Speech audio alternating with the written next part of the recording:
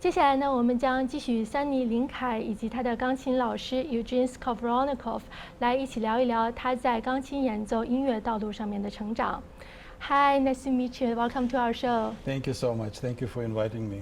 那Sunny林凯，我知道你是从3岁就开始学习钢琴，到了12岁的时候呢，就已经开办第1场的独奏音乐会了，非常的厉害。而且你从小的听力和记忆力都非常的好，是吗？我记得妈告诉过我一个故事，就是有时候她在教学的时候，我就在旁边听着，然后旁边听着。那个学生弹错了个音，我那时候3岁，然后我说：“哎，你弹错了。”啊，你怎么知道的？你又没有学过。是我当时我学的也很少，然后可能就是听力还是稍微好一点吧，反正就是简单点曲子旋律，我也是当时能记住。然后我父母也是一看到哦，这个孩子听力还不错，所以经常带我去那个国家大剧院。我们当时离那住得很近，然后每周末都去那听音乐会什么的。说郎朗、王羽佳都去那边演，所以我小时候也经常去听音乐会，然后就逐渐练出来了。那你一开始的时候是你想要说去学习，主要去学习钢琴的吗？一开始是我本身就对音乐是有个爱好的，就本来就喜欢音乐。然后我妈妈是一开始就是启蒙我的，她是启蒙老师，所以说我那个一开始练了几年琴，然后慢慢的上小学了以后，我就有个念头，就是我想当这个职业的钢琴家，我以后想按照音乐家这个路子去发展。所以也就是从很小吧，就一直慢慢的就有了个想当钢琴家的想法。对，所以你对音乐、对钢琴演奏一直来都非常的有热情哦，相信这个也是你成功的一个推动力。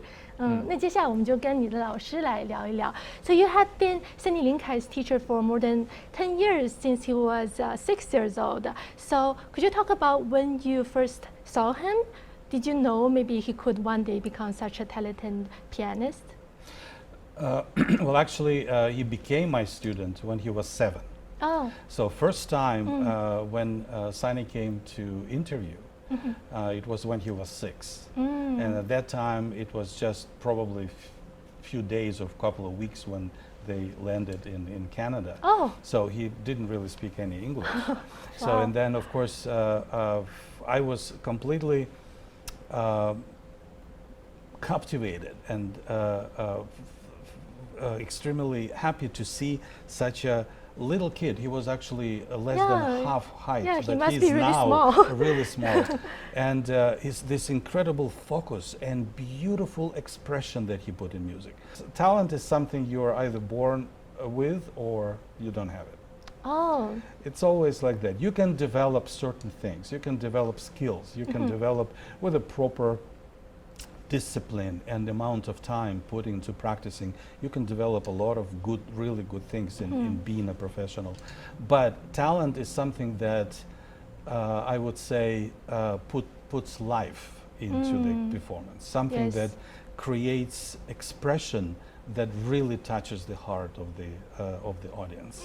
Yes. Yeah, you can hear some performers doing beautiful, technical fireworks, and it's impressive for the moment. And then you leave the concert and you practically leave empty. Yeah. Because there's no emotion. Yeah. But someone who can come, like he was 6-year-old and he played a little waltz by second-rate Russian composer, I don't remember his name, Rebikov, I think. And he put so much of expression into it. And I was completely blown away with this. And I said, I would take him right away, but he was 6 and not a word in English. Not a single word. Well, I he think communicated with you through music.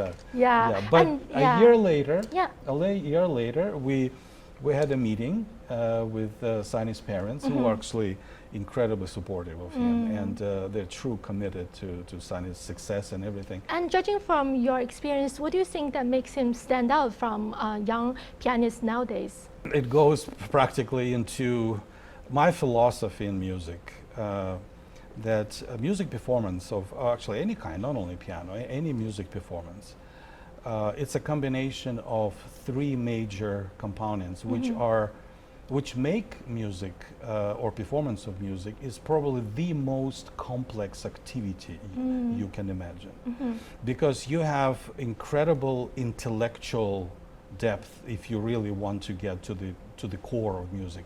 So you have to have a very strong intellect.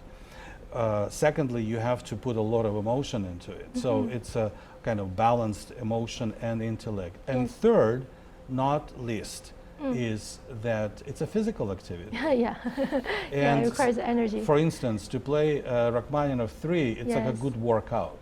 Basically, you run through this 45 minutes of music. It's like you spend, 2-3 hours doing heavy lifting in the gym. Yeah. Seriously. Now, to speak of intellectual comprehension of piece of music, you need to know the background of music. You need to know the history or prehistory. Maybe there is a program to it. Maybe there is a certain events in the life of the composer that musician or performer has to consider when performing this music.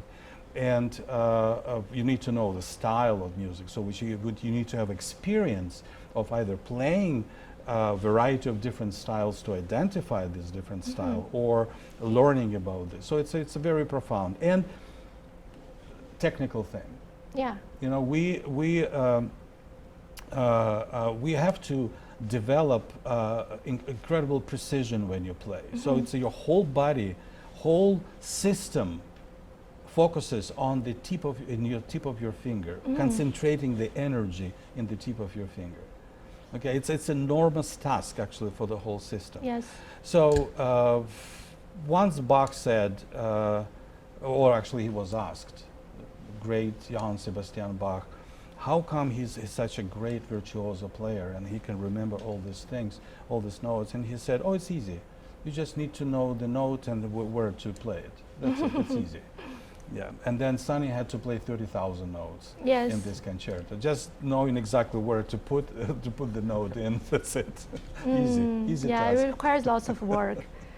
Yeah. So what makes him different from others? I would say, of course, talent plays incredible role. So, as I said, discipline, focus, a lot of practicing, a lot of intellectual comprehension of music. This is all that form the foundation, the base. But the cherry on the pie, right? The most important thing is inspiration, something that makes music alive, and that's what talent does. And not too many people in possession of that.